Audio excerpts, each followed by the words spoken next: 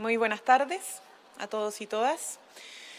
Bueno, partimos esta semana con algunas buenas noticias que queremos también comunicar y transmitir. Hemos logrado en materia de empleo poder recuperar desde febrero a abril 730.000 empleos, la mayoría formales.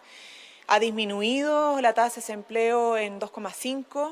Estamos incluso ya recuperando alrededor de un 90% de los empleos que se perdieron durante la pandemia.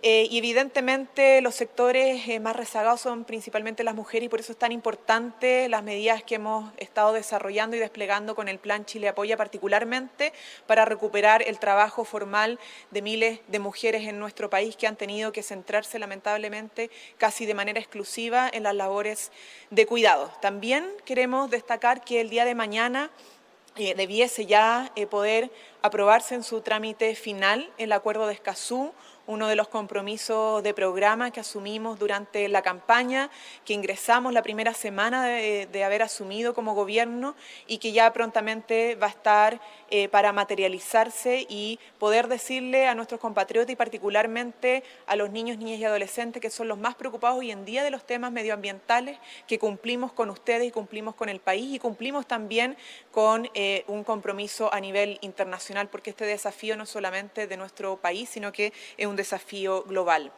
Se viene más la cuenta pública, se ha estado trabajando intensamente en ello.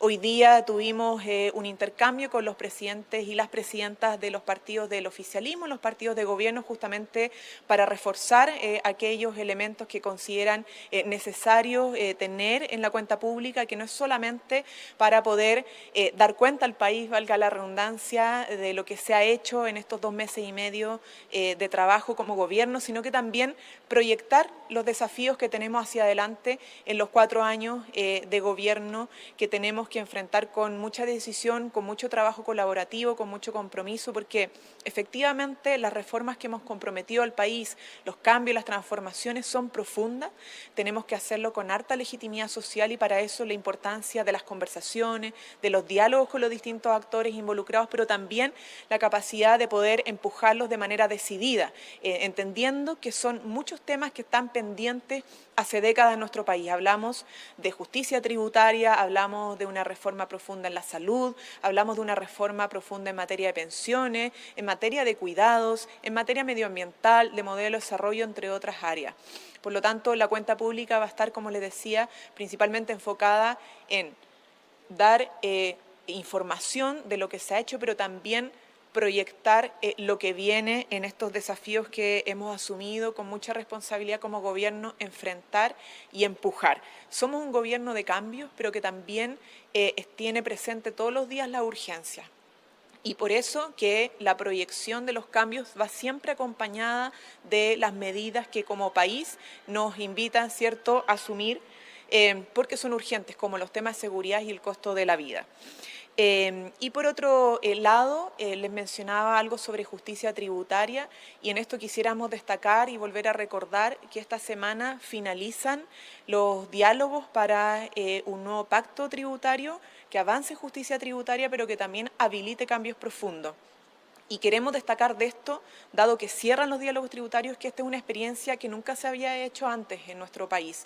Siempre las discusiones sobre impuestos, sobre cambios en el sistema tributario, se han hecho y se han discutido más bien en grupos pequeños, cerrados, de expertos, y no se había abierto una discusión más amplia con las organizaciones de la sociedad civil e involucrando además todas las regiones de nuestro país. Y queremos destacar esto porque creemos y tenemos la convicción que un nuevo sistema tributario más progresivo, más justo, que debe además mirar al financiamiento de reformas profundas, de mejorar la salud, de mejorar las pensiones, la educación, etcétera, tiene que obviamente ser legitimado también por nuestra sociedad, que se comprenda la importancia del sistema tributario, de quiénes pagan impuestos, quiénes tienen que pagar más impuestos y hacia dónde van esos impuestos. Ese es el sello que queremos darle con esta reforma tributaria, que además va a ser ingresada en el mes de junio para ya dar cumplimiento a este compromiso programático de gobierno que es fundamental, insisto en esto, porque todos tienen que comprender que la reforma tributaria nos va a permitir, por ejemplo, aumentar la pensión básica universal, social, que nos va a permitir, por ejemplo, hacernos cargo del avance de los compromisos en materia educacional, que nos va a permitir también garantizar una mejor salud en el marco de un nuevo sistema de seguridad en el ámbito del sistema sanitario. Por lo tanto, eso es lo que tenemos esta semana, son parte de las buenas noticias. Y dentro de las malas noticias, una de las cosas que podemos destacar es lo que ha sido sumamente grave y que se ha dado a conocer, ¿cierto?, a través de un reportaje sobre estos abusos graves que se han dado en Metrogas, una empresa en particular, y que efectivamente es algo que no podemos dejar pasar. Esto es grave porque afecta y vulnera la fe pública. Hay cuestiones que involucran obviamente a miles de familias en este sistema que se ha producido de abusos y de ganancias que van contra más del espíritu de la ley. Y en esto quisiera también destacar algunos elementos. Lo primero es que esto se refiere a una empresa en particular, que es sobre el gas de cañería, ¿cierto?, de ductos, no tiene que ver con los cilindros de gas, que es parte del gas licuado, sino que del gas natural entregado por una empresa, porque tenemos dos mercados existentes en nuestro país, la del gas licuado y del gas natural, y que además son temas que se están abordando en la discusión que tiene el Ministerio de Energía para presentar una modificación en estos dos mercados del gas. Es algo que se está trabajando, la Fiscalía Nacional Económica también ha hecho observaciones, se están recogiendo eso en las propuestas de legislación y esto debería ingresar ahora en el mes de julio o agosto para poder avanzar en una legislación más robusta que se haga cargo no solamente del problema de los precios y de las regulaciones necesarias en el mercado, sino que también en el ámbito de las sanciones. Ministra, buenas tardes. Buenas tardes. Respecto a este mismo tema, tras este reportaje de Chilevisión que mostró ahí el mecanismo utilizado para abultar el precio del gas natural, queda la duda de por qué se retiró un proyecto que buscaba regular esta situación, si hay voluntad también para presentar otro dentro de lo que usted explicaba. Yo no sé si ustedes revisaron el proyecto anterior, pero el proyecto anterior no resolvía este tema. No tenía nada que ver con prevenir este tipo de situaciones o resolver este tipo de situaciones, porque no tenía que ver con la rentabilidad integrada que se produce en el mercado, particularmente del gas natural, sino que decía relación con la posibilidad de acceder a los ductos y la ampliación del mercado, pero no la regulación en este tema. Entonces, ¿qué es lo que pasó? Y eso fue informado hace meses atrás, que se retiraba este proyecto, primero porque mezclaba dos mercados que son totalmente distintos y que requieren regulaciones distintas. En segundo lugar, no se hacía cargo de este problema. Y en tercer lugar, teníamos que avanzar también en una legislación que fuera legitimada, que fuera dialogada y que resolviera también los problemas contingentes que tenemos en torno a los precios. Quiero decir además que no solamente se está trabajando en una legislación que aborde este problema, sino que también hay una propuesta de proyecto piloto que prontamente tiene que votar el directorio de ENAP, que ha hecho este gobierno, para permitirle a ENAP tener una distribución más directa y que nos permita obviamente hacer más competitivo el mercado, donde entra a jugar un rol en la distribución ENAP. Eso es una propuesta que se ha trabajado, ¿cierto?, que es propuesta del gobierno, que evidentemente tiene que aprobar ENAP, pero que como proyecto piloto, si resulta, nos permitiría ampliar, ¿cierto?, la distribución directa por parte de la empresa a distintos territorios del país. Ministra, de acá de Mega Noticias, queríamos preguntarle por un reportaje que emitimos hace muy poco, que mostró lo que se vive en varios centros del Sename. Ya desde allí, por ejemplo, algunos de ellos están capturados por el narcotráfico, la violencia y más. ¿Qué medidas están tomando ustedes como gobierno al respecto de esto que ya se evidencia?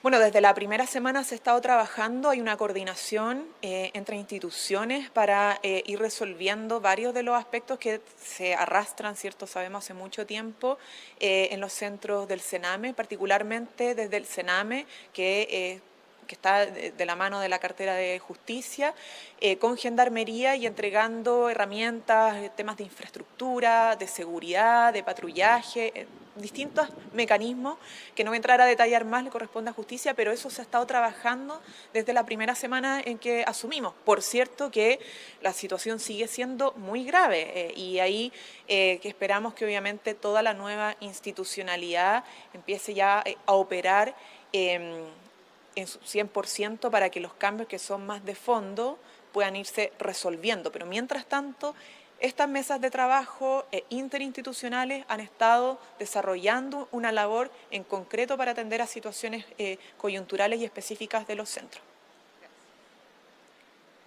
Ministra, buenas tardes. Le quería preguntar sobre el estado de excepción. La ministra Siche nos dijo hace unos momentos que se van a inyectar recursos especialmente para la labor de la Armada en la zona de Arauco. Quería preguntar de cuántos montos se está hablando y para qué se van a destinar estos recursos finalmente. Y lo segundo es si el gobierno tenía conocimiento de que Servicios y Puentes Internos ya no sigue la ruta de la madera, como dijo ayer el gobernador Díaz en Chilevisión. A ver, lo primero es una información que debe entregar Interior. Efectivamente, aquí hay una consulta previa a las fuerzas que están operando en el territorio del ejército, ¿cierto? Y de las policías, y una evaluación conjunta que se hizo de que esto se tenía que prorrogar bajo las condiciones que se había decretado. Entonces no es una decisión simplemente unilateral, sino que es una decisión a partir de un diagnóstico compartido, común, y una recomendación también hecha por parte de las instituciones correspondientes. Respecto a los montos, bueno, hay cuestiones que son operativas, que para que puedan funcionar las instituciones requieren centros operativos donde instalarse, y eso amerita un despliegue. Montos yo no puedo adelantar al respecto, pero tiene que ver más con el desarrollo logístico, ¿cierto?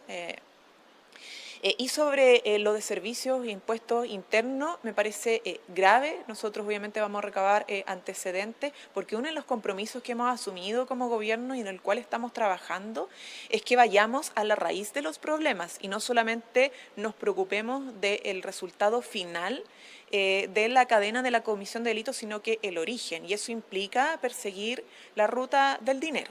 Por lo tanto, es un tema de especial interés por parte de este gobierno. ¿Cómo está, ministra? Muy buenas tardes. Estamos en vivo para CNN Chile. Representantes de Chile Vamos y el Partido Republicano presentaron hoy un recurso ante la Contraloría ante un presunto intervencionismo por parte del Ejecutivo por la campaña Hagamos Historia para el plebiscito del 4 de septiembre. Primero, saber qué les parece esta acusación, esta inquietud que hay desde la oposición, y en segundo lugar, saber, acusan que no se hace mención a la propuesta constitucional en sí, en esta campaña, y también cuestionan el origen de estos recursos. ¿Pretenden enfocar de otra forma esta campaña y saber de dónde vienen realmente esos recursos para esta campaña? Bueno, es como casi de rutina lo que ha hecho la oposición.